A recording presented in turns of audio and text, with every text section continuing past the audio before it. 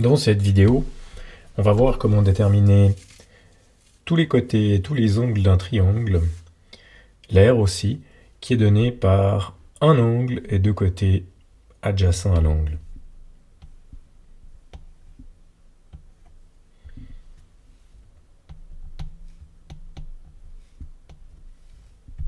On commence par étiqueter le triangle de manière standard.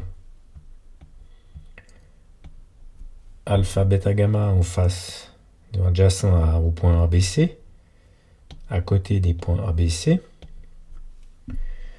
Et puis les minuscules en face. En face de A, j'ai petit a. En face de B, petit b. En face de C, petit c. Dans ce problème, on va donner l'angle gamma, qui va être égal à 54.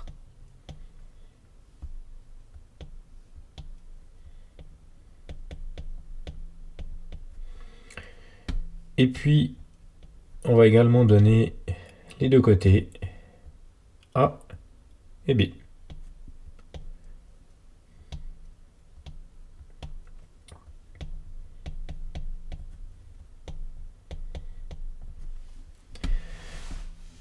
Avec ces données, le triangle est entièrement déterminé. Et il me reste à trouver la formule qui me permet de résoudre ce triangle. La formule du sinus, en général donnant des calculs moins compliqués, on commence par l'écrire pour voir si ça pourrait marcher. A vaut 4, divisé par sin alpha. B vaut 9, divisé par sin bêta. Et C, on ne sait pas, divisé par sinus 54, qui est gamma. Lorsque j'observe cette formule, je vois que j'ai une inconnue pour chaque bloc, séparé par des égalités. Ça signifie que je ne peux pas travailler directement avec celle-ci. Il me manque une information. Je n'ai pas moyen de récupérer le troisième côté ou l'un des deux angles qui me manquent.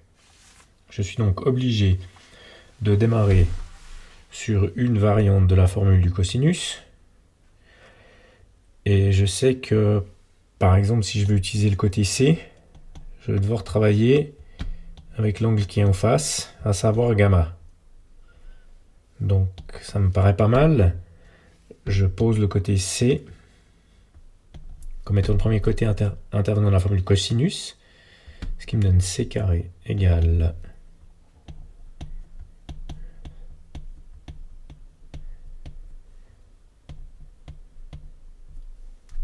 alors ici j'ai un petit bug. Et je remplace tout ce que je connais dans cette formule.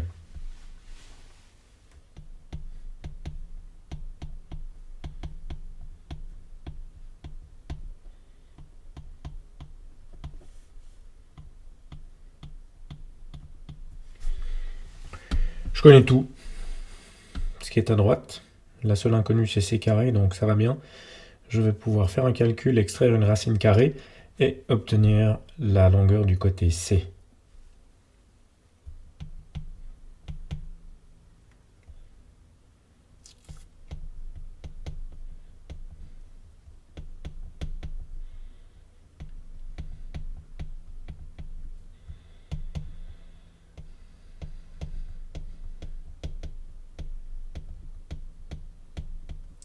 Vu la priorité des opérations, je commence par faire 72 fois cos 54. Je prends l'opposé du résultat. J'ajoute un 97 et cela me donne environ 54,68. Alors ça c'est C carré.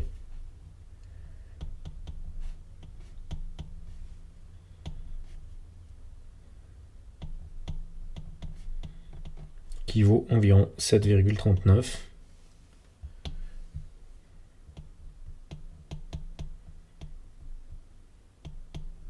Ce qui me fait au dixième 7,4. Donc j'ai maintenant le côté C qui vaut 7,4.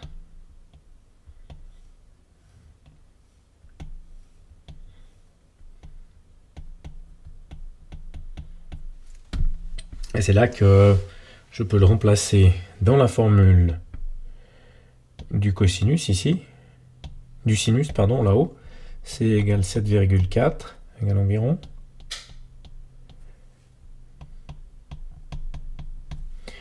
Et je peux me mettre à calculer à l'aide de cette formule la valeur d'alpha par exemple, qui me permettra de récupérer bêta à l'aide de la formule de la somme des angles dans un triangle. Donc j'écris ça sur une autre page.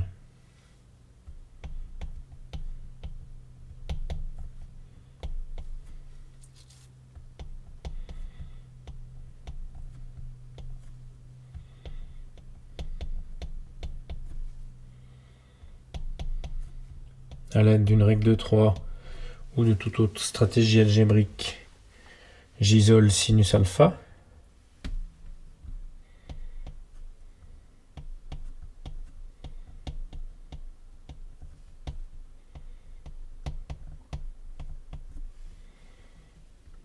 Et donc, ça me donne environ, après calcul, lorsque dans les calculs, je dois travailler avec les résultats des fonctions trigonométriques, comme la valeur sin alpha, je garde suffisamment de décimales pour pouvoir obtenir les angles de manière assez précise. En utilisant une calculette ou une table, j'obtiens alpha.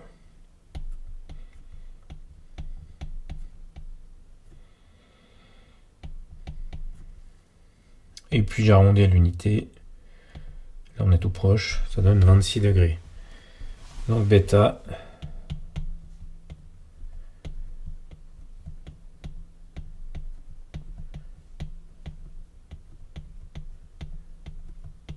ce qui me fait à peu près 100 degrés.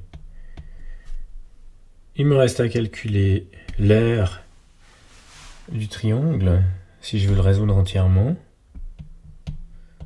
Alors je peux calculer l'aire du triangle avec cette formule-là.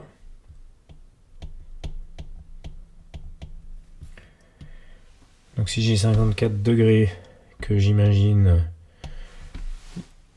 calculer le sinus de 54 fois 4, ça va me donner cette hauteur-là, fois la base correspondante qui est 9 ici. Donc 4 fois sinus 54, ça donne la hauteur jaune, fois 9 divisé par 2, j'ai bien l'aire du triangle.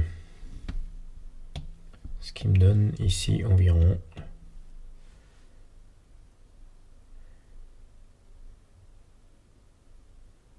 une demi fois 4 fois 9, alors pour l'instant c'est encore exact. Une demi fois 4 fois 9 fois sin 54. Ce qui donne 18 sin 54, 2 fois 9, 18. Ce qui me donne environ 14,56 unités carrées. Donc le cas où on a un angle qui est entre deux côtés, donc si je regarde ici quel angle, quel côté, un angle entre deux côtés qui sont les deux adjacents à l'angle, on voit que le triangle est relativement vite résolu, mais qu'on est obligé de passer par la formule du cosinus.